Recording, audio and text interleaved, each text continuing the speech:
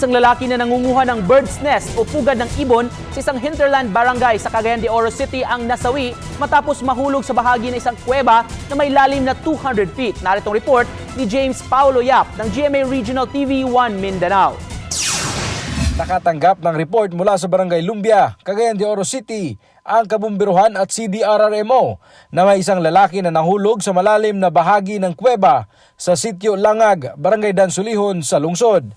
Nangunguha raw ito ng bird's nest o pugad ng ibon para ibenta. Agad namang rumisponde ang mga kawani ng CDRRMO Urban Search and Rescue Team at Bureau of Fire Protection Special Rescue Force. Pero nahirapan sila dahil sa terrain sa loob ng kuweba at may lalim pa na 200 feet ang bahagi na kinahulugan ng biktima na kinilala na si Efren Pulinda. Need siya og experience and training nga mga procedure kay if dili tay nga anak ka knowledgeable about sa terrain, about sa sistema, mahimo man pud gyapon na siyang risk sa mga kinsa nga tawo nga mosulod diha nga walay enough nga training. Sa video na ini-upload ng BFP SRU-10, makikita na napakakipot ng lagusan ng kuweba at kulang din sa hangin na nagpahirap pa sa kanilang operasyon. Kaya't nagsagawa sila ng multiple rope rescue system at low and high angle attack para makuha ang biktima. Umabot ng 4 na oras bago nakuha ang biktima na wala ng buhay.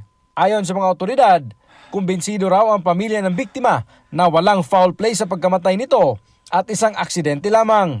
Mula sa GMA Regional TV 1 Mindanao, James Paulo Yap, nag-uulat para sa GMA Integrated News.